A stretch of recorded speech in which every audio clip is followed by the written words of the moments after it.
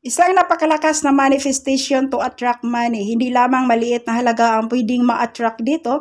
Ito po ay magdala po ng maraming blessing at pera po sa inyo. Kailangan lamang 100% ang paniniwala mo sa paggawa po nito. At isa kang positibong tao na kung ano man ang iyong mga pangarap, kung ano man ang iyong mga kahilingan, magkaroon ng kasagutan yan. Kasi po guys, ito po mag-attract ito ng sobrang daming pera po. Maraming pera po ang darating sa iyo at ikaw mismo ang magiging testimony sa iyong ginawang pampaswerte. Kaya guys, wag na kayo magpatumpik-tumpik, subukan mo at gawin mo ang paraan na ito ngayong buwan ng Nobyembre. Kasi po, bago po matapos ang taon, hindi natin masabi sa pamamagitan nito matupad ang lahat ng iyong mga pangarap. Magkaroon kayo ng panaginip na kayo po ay magkaroon ng numero para sa loto.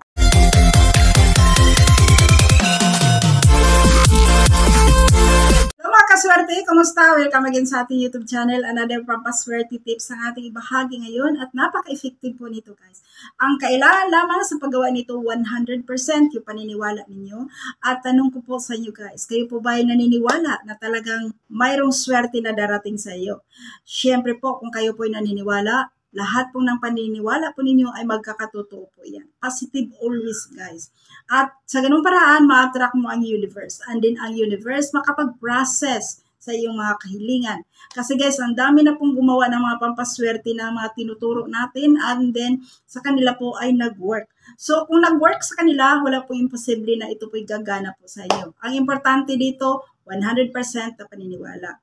And then positive ka lang palagi. So, ngayon po guys, kailangan mo dito yung lugar. Sa lugar naman po, kailangan mo yung lugar na tahimik. So, ang ibig ko pong sabihin, pwede mo po itong gawin bago ka matulog sa gabi.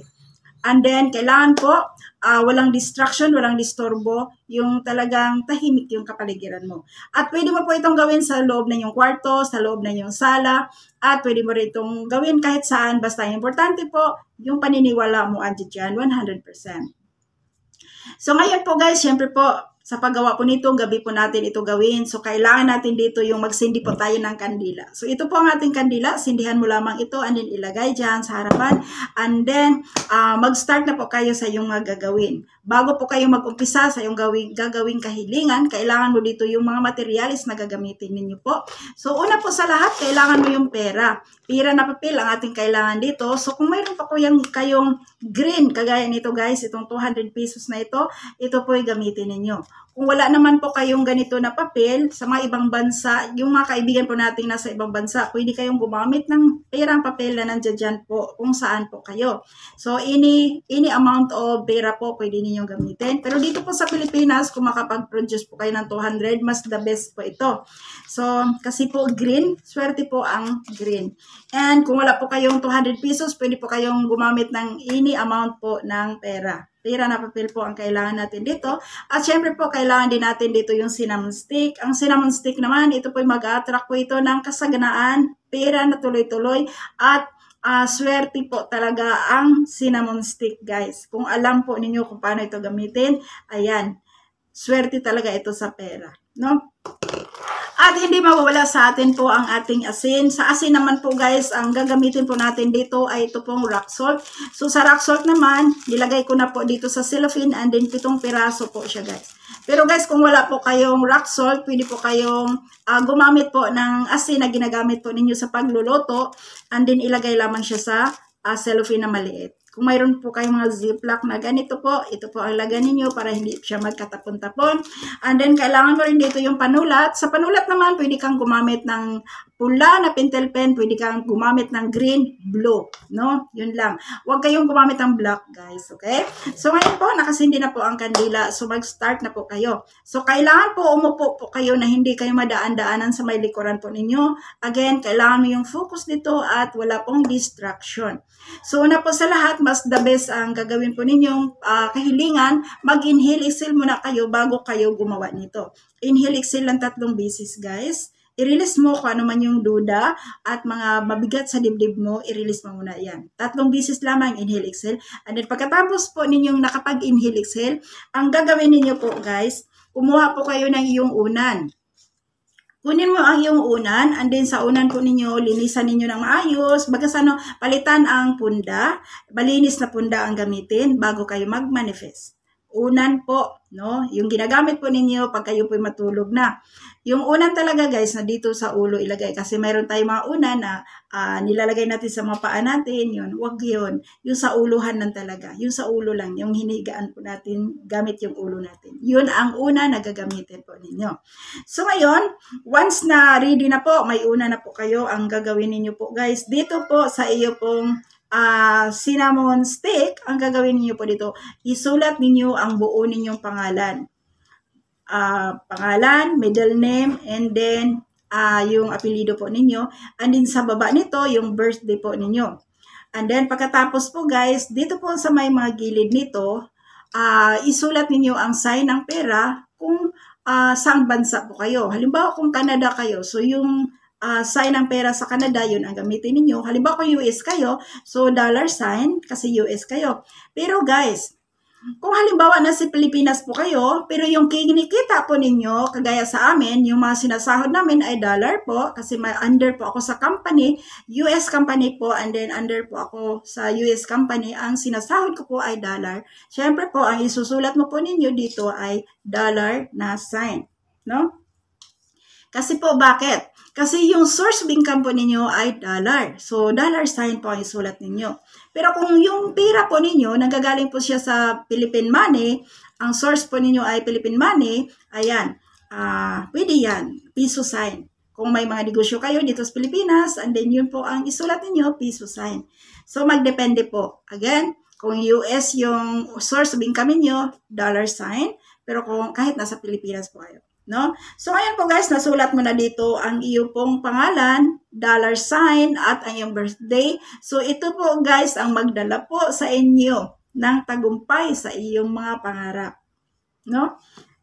So, ngayon, hawakan mo po itong pera na ito, and then, ibalot mo po itong iyong cinnamon stick.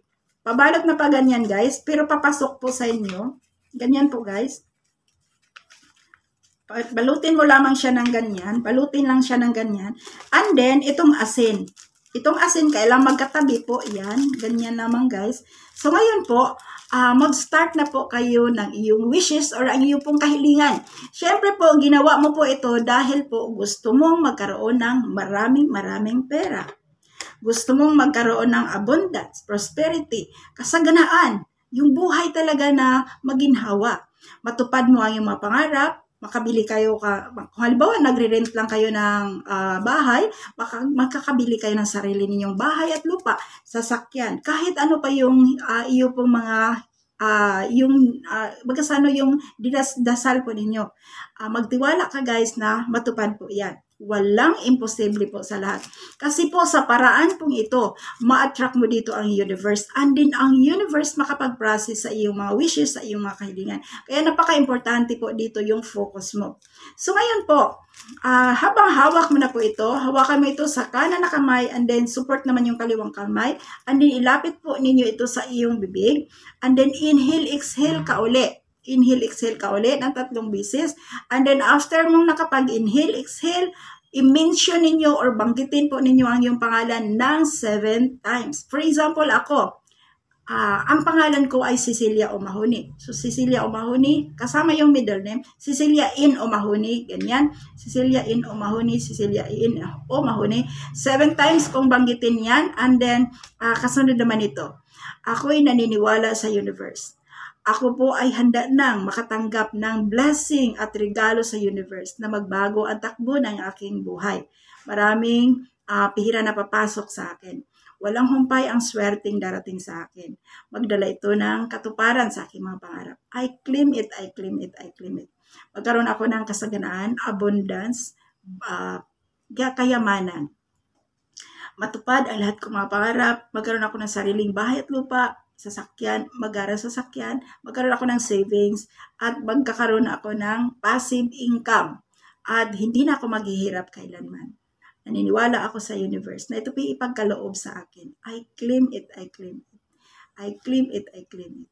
Ayan. Pagkatapos po nito guys, kunin mo ang iyong unan. Di ba po nakaready na ang iyong unan? And then, ilagay mo ito doon sa ilalim ng iyong unan. habang kayo po'y natutulog guys, ito po'y makakatulong po ito sa inyo na makakapag-process ang universe kahit kayo natutulog. Ito po'y makakatulong po ito sa iyo na mag-attract ito ng pera. At guys, kung halimbawa may mga panaginip po kayo na kayo po'y magkaroon ng mga panaginip na numero or numbers, agad-agad guys, huwag na kayo maingay, pumunta na kayo pagkakinabukasan sa mga Lotto outlet and then alagaan ninyo yan hanggang lalabas po yung numero na yan. Kailangan po pag mayroon po kayong mga panaginip na numbers, huwag ninyong ikwento kahit kanino. Bilhin lang ninyong ticket na yan and then tuloy lang siya. Kung hindi pa siya lalabas, ayan, tuloy-tuloy lamang to doon sa ilalim ng iyong unan.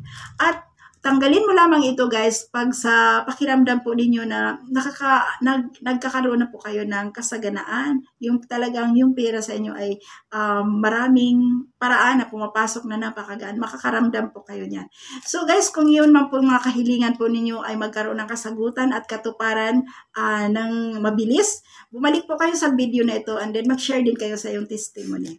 Ayan, babasahin po natin yan at ipipin po natin yan para sa ganong paraan, magkaroon din ng interest yung iba na gagawin ang pampaswerte na ito kasi alam ko po ito po ay makakatulong po sa iyo. Kung ikaw man ngayon ay nanonood, positive lamang guys na ito pong ginawa mong itong pampaswerte na ito po ay magiging daan na matupad ang iyong mga pangarap, matupad ang iyong mga kahilingan. So, dasal, taimtim na panalangin po, and then positive always, samahan ito ng sipag at tiyaga. So, ngayon po guys, dahil mayroon po akong mga online negosyo na aking ginagawa ngayon, pwede po itong i-share. Pwede ko po itong i-share sa inyo kasi po hindi ko po masabi na isa din ito na magiging way or magiging sasakyan para matupad mo ang iyong mga pangarap. So, mag-iwan po ako ng Facebook link sa description na ito and then sa video na ito and then i-message po ninyo ako directly sa aking messenger. Yan, pag-usapan po natin at i-guide ko po kayo kung paano mo gawin ang negosyo at paano ka makapag-umpisa at kung ano yung negosyo na sinasabi ko na napakalaki po ng potential na income mo dito po. Basta ang importante, kailangan sipag at tiyaga. And then, huwag po kayo mag-alala kasi kompleto naman po yung mga trainings at hindi ko po kayo iiwan dito sa ating mga pangarap. So, maraming salamat guys sa inyo lahat at lagi po kayong mag-iingat. God bless everyone. At kung sa tingin po ninyo ang ating topic ngayon ay makakatulong po sa inyo, don't forget to like and then share this video to your family and friends. Subscribe po kung hindi pa po kayo nakapag-subscribe. Hit the bell button, bell all for notification para ma-notify ka sa mga next nating mga videos. Guys, dasal ko po. Ikaw man ngayon ay nanonood sa ating video ngayon. Isa ka na magbabago ang iyong buhay. So, huwag kalimutan, comment down below, I claim it. I claim it, I claim it, I claim it. Asahan mo guys, magkaroon ka ng swerte sa paggawa sa video na ito. Maraming salamat po guys. Again, thank you so much. I love you all. God bless everyone. Mag-ingat kayo palagi. Bye-bye.